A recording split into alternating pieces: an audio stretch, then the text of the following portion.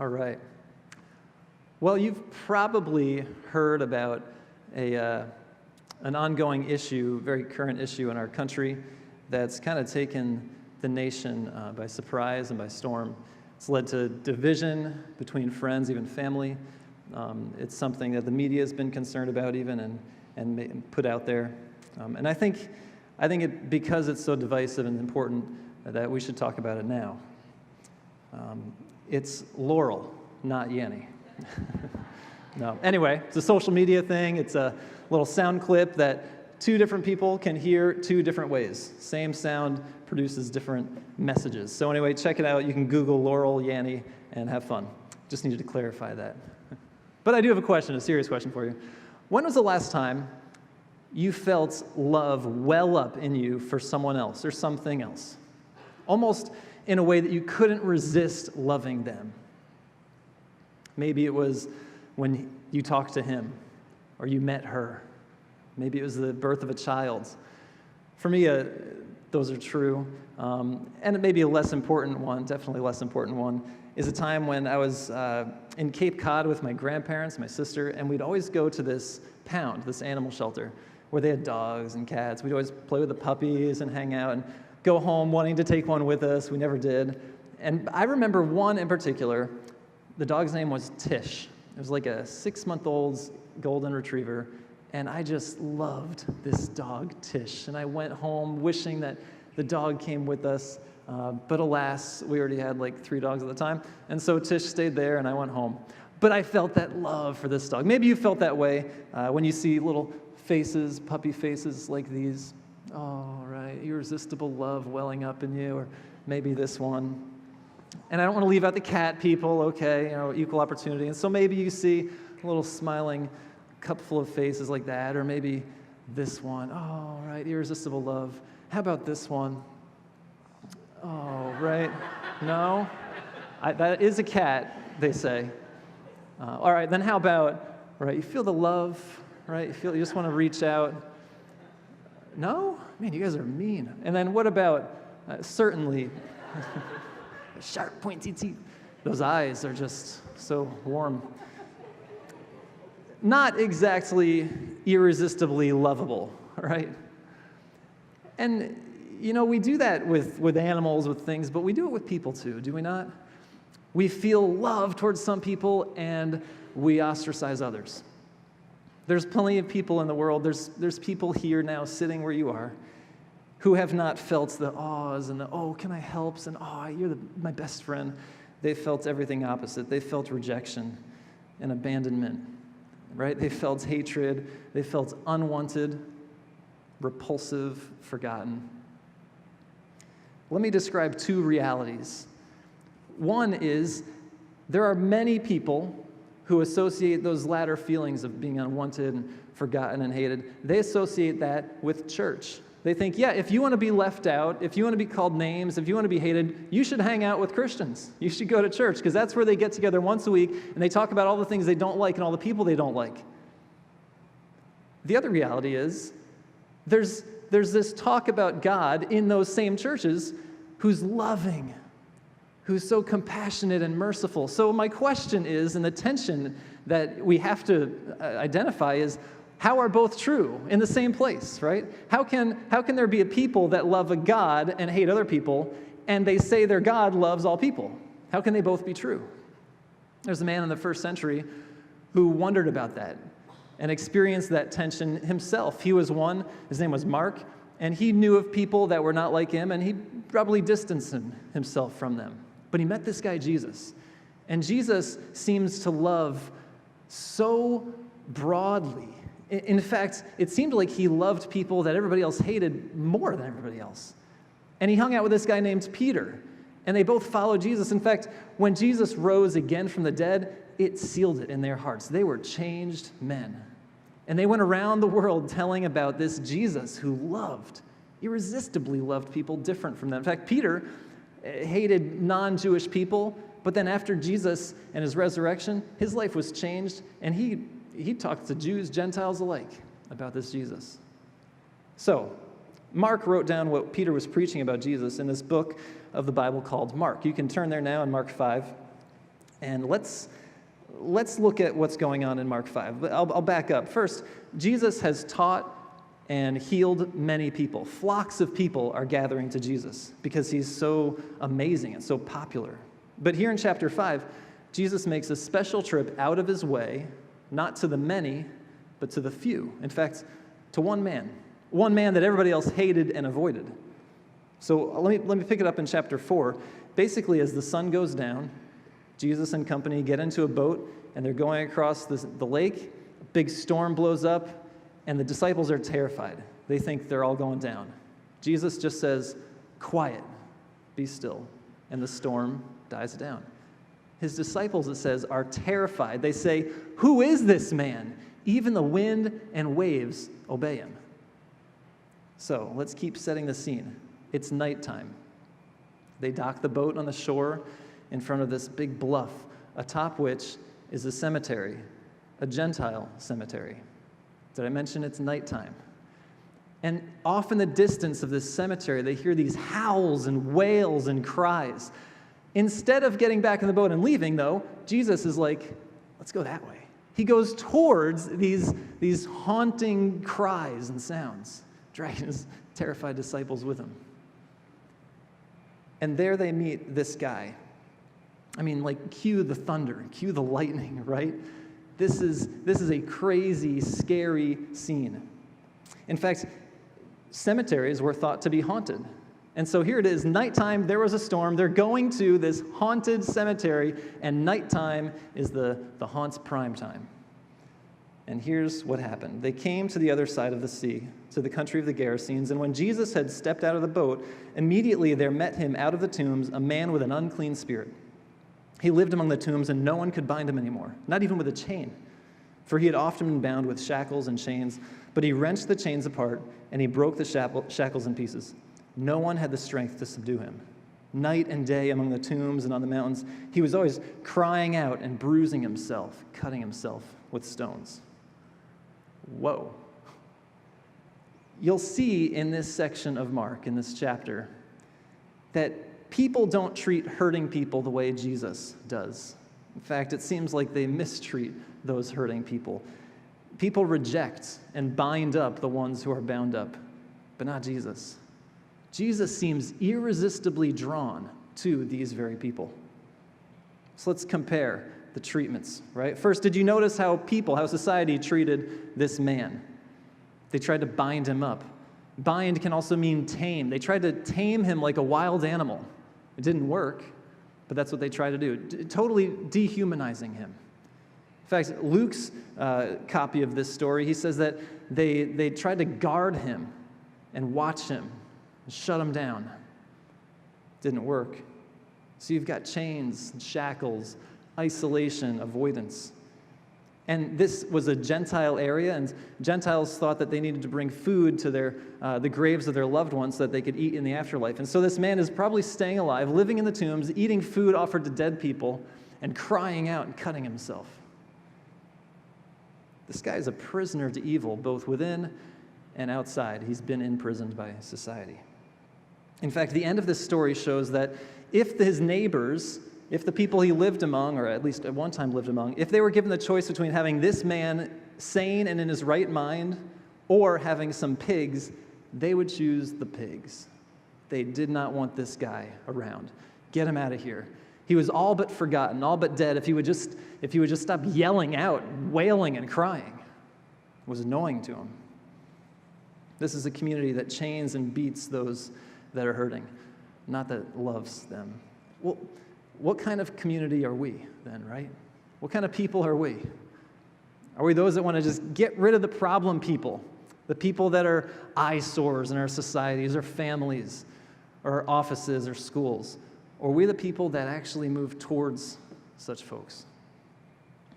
Now, before you're terrified, let me clarify a few things about demons. The New Testament word translated possessed is daimonizomai, literally demonized. In other words, so just like terrorists terrorize, demons demonize. And that's what's going on here. It's quite likely that this man is both talking and behaving for himself and then also with these powers in his life. There's a synergistic relationship There's control both ways.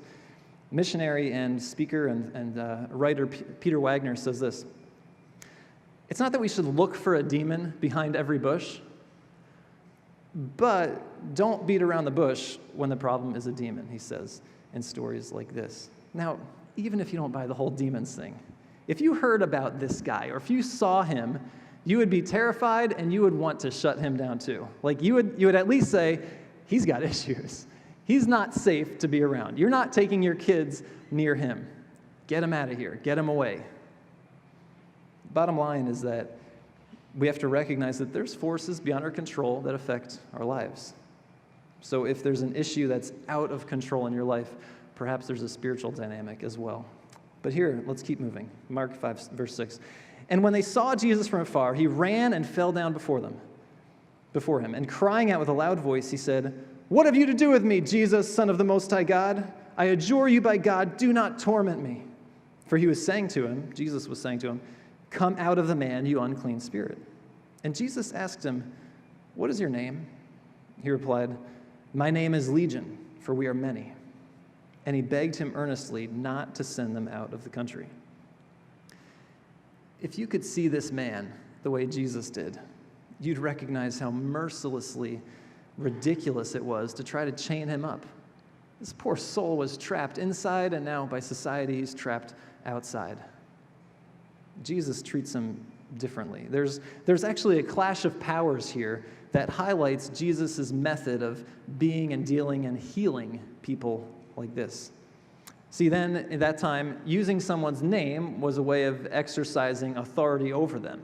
Just like your parents and mine used your first, middle, last name when they really wanted your attention, when they wanted to remind you that you need to listen to them, they're in charge. Well, the same thing then. If you used someone's name, it was a display of your authority over them. Notice that Jesus at first didn't use this man's name. It says he was saying, "Come out of him, unclean spirit," but he didn't use the guy's name. The guy actually uses a name first, and he uses Jesus' name. He identifies who Jesus is before Jesus identifies who he is. It's interesting. And he does it in a way that's kind of invoking a curse. He's not saying like, "Hi, Jesus, I know who you are." He's calling on God, the higher power, to control and curse the lower power, Jesus, he thinks in this case. That's what he's trying to do. He's trying to use names to exercise authority over Jesus. Of course, it doesn't work. It has no effect. It's curious, though, that this guy knew Jesus' name before Jesus used this guy's name. But what does Jesus do next? He asks him his name. The guy, his identity is so enmeshed in his issues and his bondage, he gives the name Legion, which is a unit of Roman soldiers, about 6,000 strong. I mean, he has no idea who he is, but he gives the name, and at that point then, with that name, Jesus delivers him. He actually sends the spirits into pigs. The pigs jump off a cliff. It's a crazy story. We're going to miss that little part of it, but you can see it. What's going on here? If you look carefully at this, you see that Jesus took a few steps to free this man from his bondage. It wasn't that Jesus wasn't able to just say a word and boom, heal this guy and deliver him. And it wasn't that Jesus didn't know what he was doing or that he was confused by the circumstances. It's just that he took steps to heal this man. And one of those critical steps was establishing a relationship through the name. In fact, at the end of the story, you see Jesus and this man talking, and it seems like they would have stayed there all day talking if it weren't for the town people coming back and causing a scene. See, the point is, you can be sure that Jesus is after a relationship, a friendship with you, not just healing. Jesus makes healing relational, not just powerful. So when I pray for us or for others for healing, know that God hears that and he can, and he wants to know you more than that. He wants a relationship with you, not just to save you and walk away, but to walk with you, beside you, in your pain, in your time of need. He's not only powerful, he's friendly. And when you think about your life, most of your deepest pains, I would wager all of your deepest pains and hurts came from other people. They didn't happen to you in isolation, right? It was something someone said, some things people did to you that caused the deepest pain in your life. So, if it's relationships that cause the deepest hurts in our life, why would it not be relationships that are used to heal us as well? That's what God knows about us. And that's how Jesus treats and deals with this man. Not just a powerful deliverance, but healing through relationship with him. See, Jesus doesn't visit this guy as some fashionable PR stunt. It's not like he's visiting wounded soldiers at Walter Reed Hospital or serving soup at a homeless shelter. There was no DA, Demoniacs Anonymous, back then, or FUD, Foundation for Understanding the Demonized. This poor guy had no friends to start a GoFundMe to help him get help with his issues. He lived among the dead, and he was as good as dead. He was forgotten if it weren't for the wails and cries at night that the townspeople heard. No Jewish person should go to pig country in a cemetery and hang out with this guy. But that's exactly where Jesus goes. So let this be crystal clear to you. If Jesus went out of his way and dragged his disciples with him to see this man, you can be certain that he comes to you in your darkest and most dreadful condition. He doesn't run away like everybody else has. He rushes to you. You're not going to scare Jesus off. There's nothing you can do for God to say, oh, they're hopeless. They can't be helped. And look at the redemption this guy experiences too. Here's how the story concludes. Verse 18, as he was getting into the boat, the man who had been possessed with demons begged him that he might be with him.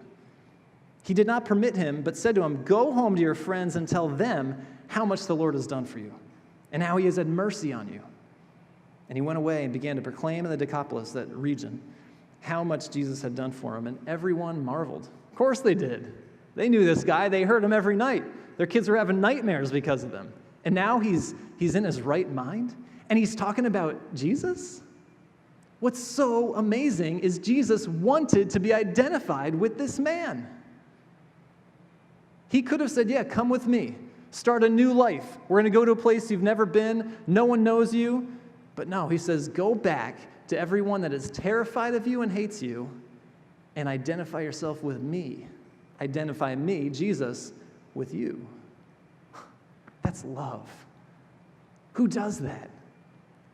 Someone who cares more about others than themselves, their own reputation. Someone who is moved almost irresistibly to the hurting and broken. You know what's neat in this part too? Jesus is moved towards relational type of healing, and he's looking for just a crack for this guy to let him in. As soon as Jesus says, what's your name? And the guy responds, he didn't have to respond, but he did. And in that little window, Jesus entered and brought relationship and brought healing. He's irresistibly drawn to people that make that little move of response towards him. Now, I want to clarify what I mean by saying Jesus is irresistibly drawn to the hurting. It's not that he can't control his response, and it's not that he must intervene to save as if he's obligated to.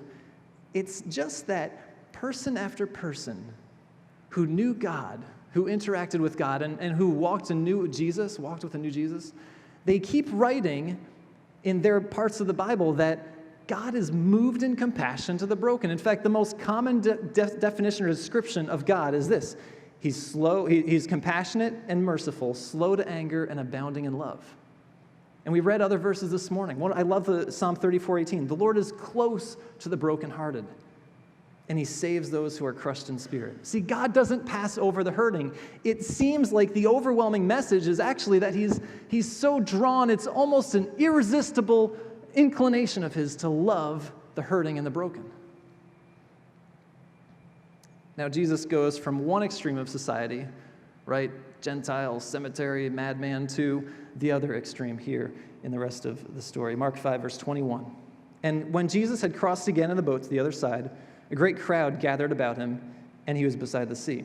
Then came one of the rulers of the synagogue, Jairus by name, and seeing him, Jairus fell at his feet and implored him earnestly, saying, my little daughter is at the point of death. Come and lay your hands on her so that she may be made well and live. And Jesus went with him. Now, step into Jairus' shoes. You don't know what Jesus just did, where he just came from. You just know the stories you've been hearing about him. That this man is powerful, that he works miracles, and that he's kind, and he loves kids. And so in this bold move, he goes to Jesus and says, "Save my daughter's life." Not with medical intervention, with power. That's audacious. That's courageous. That's faith. Now, if you were Jairus, think about the time that your kid got hurt so bad that it terrified you. Maybe your child was in the throes of death, and it was iffy if they were going to make it. Would you go to someone you hadn't met and say, "Save my child's life"? Physically save their life. Wow. He's putting a lot into this request. This man's got guts, he's got desperation, and Jesus goes with him. But on the way, Jesus stops because some lady with some issue that's been a 12-year issue in her life will come to find out, she has the audacity to stop Jesus. Okay, imagine your kid is sick, really sick. They're breathing slower and slower and shallower and shallower. You call the ambulance, they come, you all get in the ambulance, and on the way to the hospital, as you're watching your child's life fade, they pull over, and the EMTs jump out, and they start resuscitating some dude lying on the street. Now he matters, but this is your kid, right? You called first. If you were Jairus, you're thinking, "I got dibs on Jesus. Lady, wait your turn. You've been dealing with this for 12 years. What's a few more hours? My child is dying." And as the heart rate slows,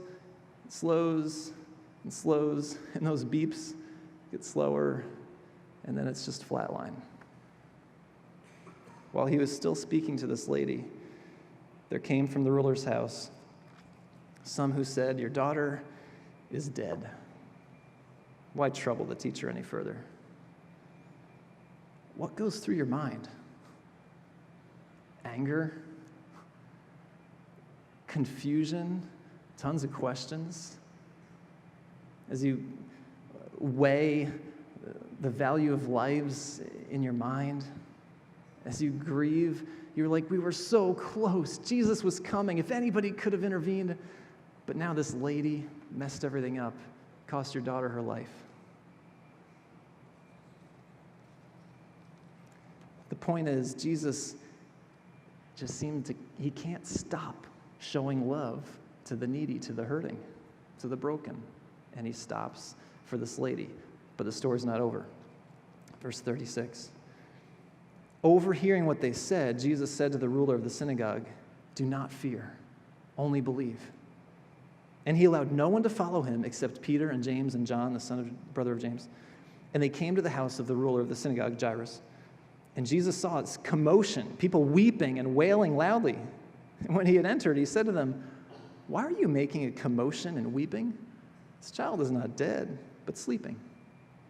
And they laughed at him.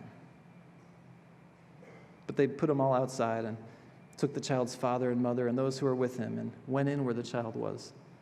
Taking her by the hand, he said to her, "Talitha kumi," which in Aramaic means, "Little girl, I say to you, arise." And immediately the girl got up and began walking, for she was 12 years of age, and they were immediately overcome with amazement. Look at how people treated this situation. Look how they treated Jairus, his daughter, his passed away daughter. Don't bother Jesus. Problem's too big. It's too late. Jesus can't do anything for you. And then what's with all the weeping and the wailing? Well, in that day, a family would hire mourners to kind of announce the death of a loved one.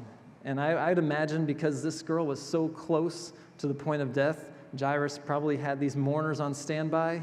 And when he had gone and the girl passed, the mother said, "Okay, do your thing." And so these hired grievers went outside mourning and weeping and wailing. But notice that they weren't very emotionally connected, it seems like, because Jesus comes and says, "What are you guys doing?" And he says, No, it's okay, she's just sleeping. She was really dead, by the way. They turn off their tears, and in the next moment, they're laughing at Jesus. Doesn't seem like they're that emotionally connected to the grief of this family. They're just doing their job. But Jesus is different. He responds so differently. He says, crowds, get out of the way. Parents, come with me. And he takes them upstairs, and he goes to the girl, grabs her limp hand, and just whispers, little girl, get up. Actually, it's more like, sweetie, it's time to get up. And he lifts her back to life. Whoa.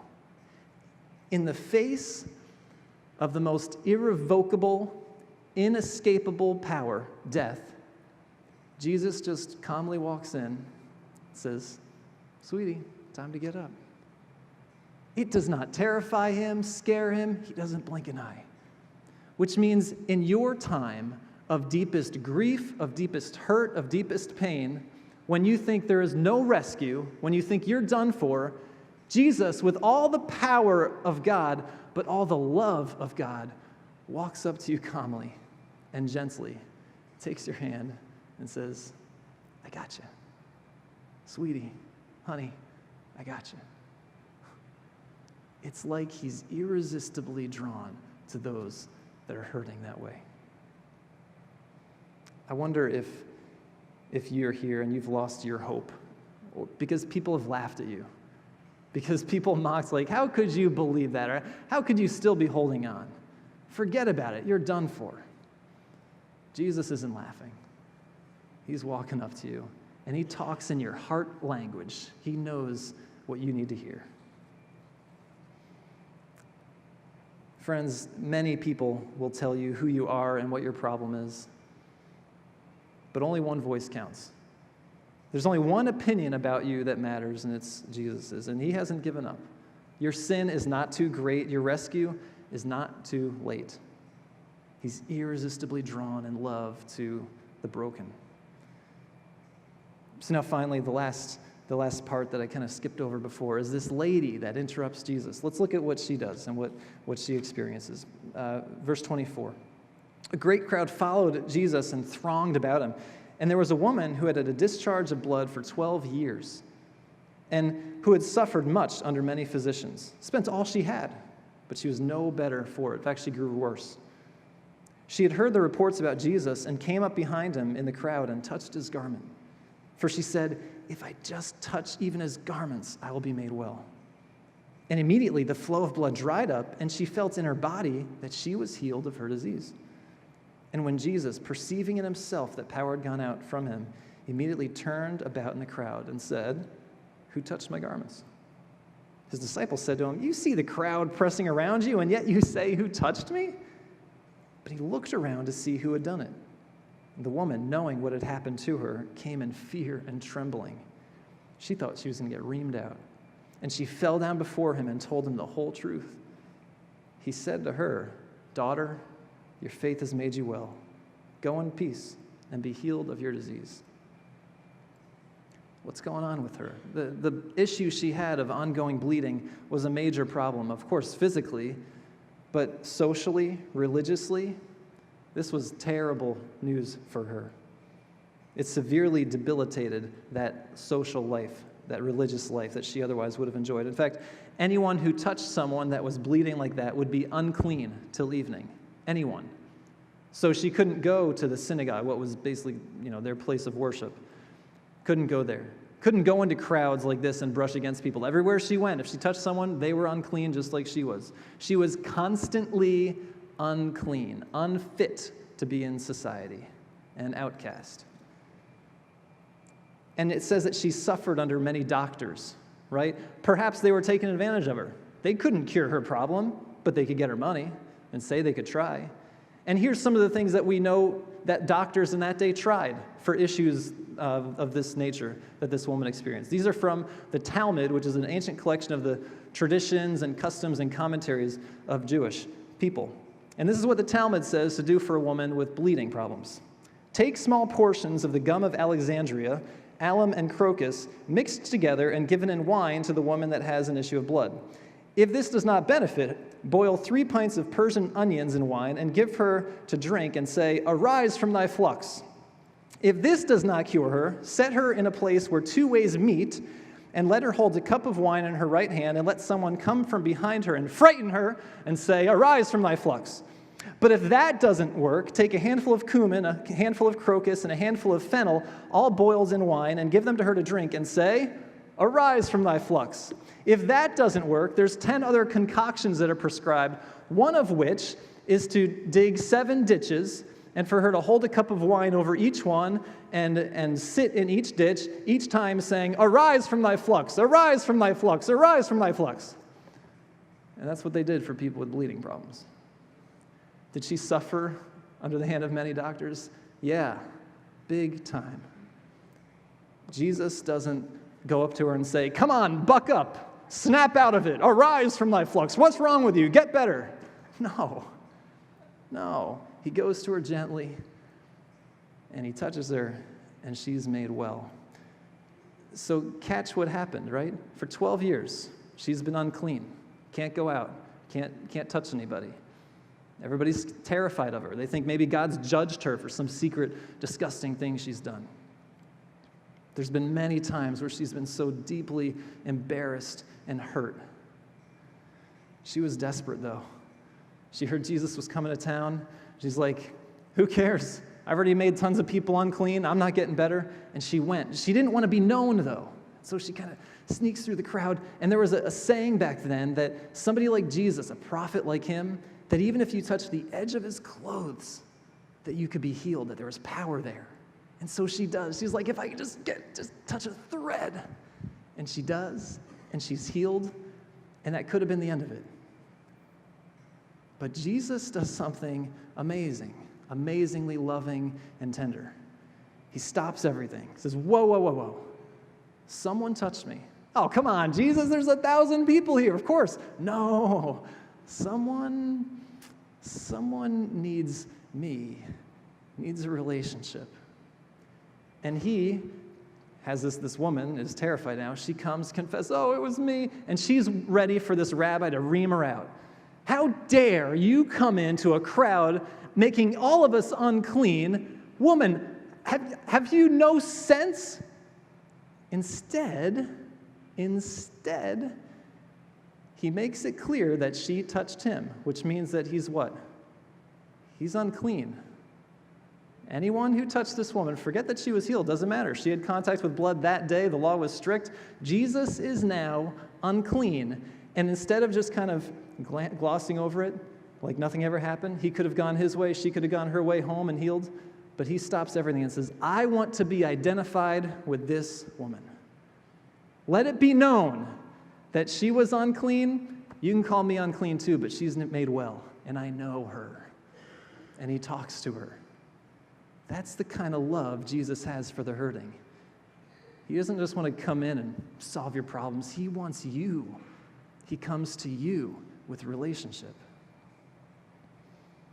So by the end of this section, she's actually restored to the community. When he calls her daughter, that was his way of saying she is now a daughter of Abraham. She is part of society. Don't neglect and avoid her anymore.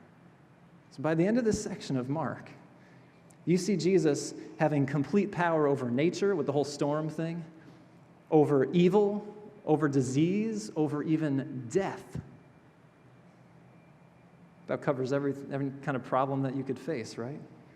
Whatever you're going through, Jesus is powerful through it. And he encounters 3 different types of unclean, socially outcast people. People dealing with a spiritual problem, people dealing with a physical one, and death itself again. And each time he goes to them, to these unclean people, and he touches them with love.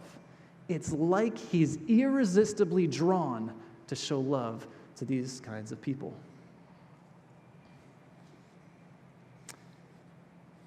There was a time in Major League Baseball, Jackie Robinson was playing for the Dodgers, and insults would come every game. He was an African-American in a white league, and he was hated.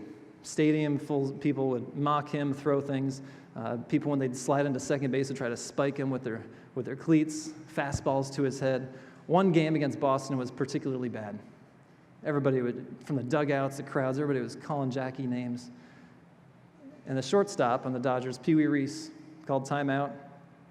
He walked over to Jackie and just put his arm around his shoulders and just stood there. And his gesture spoke more than words could have. This man is my friend. I'm with him. Friends, Jesus says to you, though the world hates you, though you feel outcast, though you've made other people feel that way, he comes and he says, I'm with you. I want to be your friend. He shows that kind of love.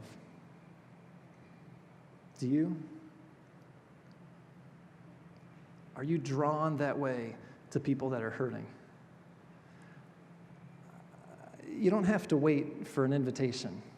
You've been sent already. And I could say that the path to follow is one marked with the footsteps of Jesus as he went to those that are hurting, people like in our story this morning.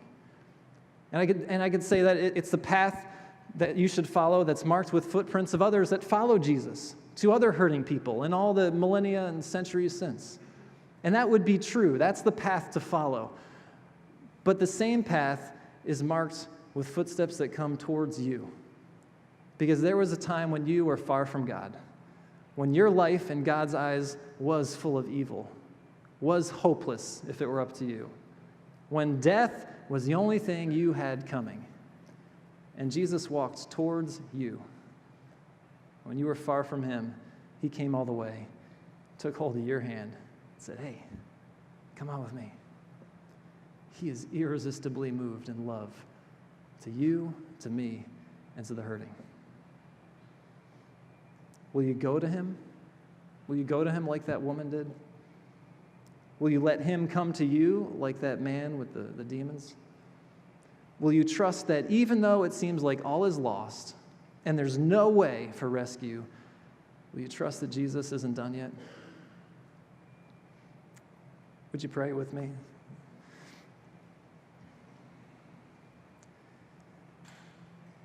If finally you get it, that God actually loves you, that you're not hopeless, that he's not done with you, if it finally clicked and you want to respond to the love of Jesus for the first time, for the first real time, I'd invite you to pray this with me. God, I'm a mess. I've been bound up in things that aren't good in your eyes at all. It's crushed me. It's hurt others. But most of all my wrongs have separated me from you. But I don't want to live without you anymore. God, I want you to be with me. I'm sorry for what I've done, for who I've become. Please forgive me. It's still hard to believe, but I accept your love for me now. I know Jesus sacrificed his innocent life to pay for my guilt.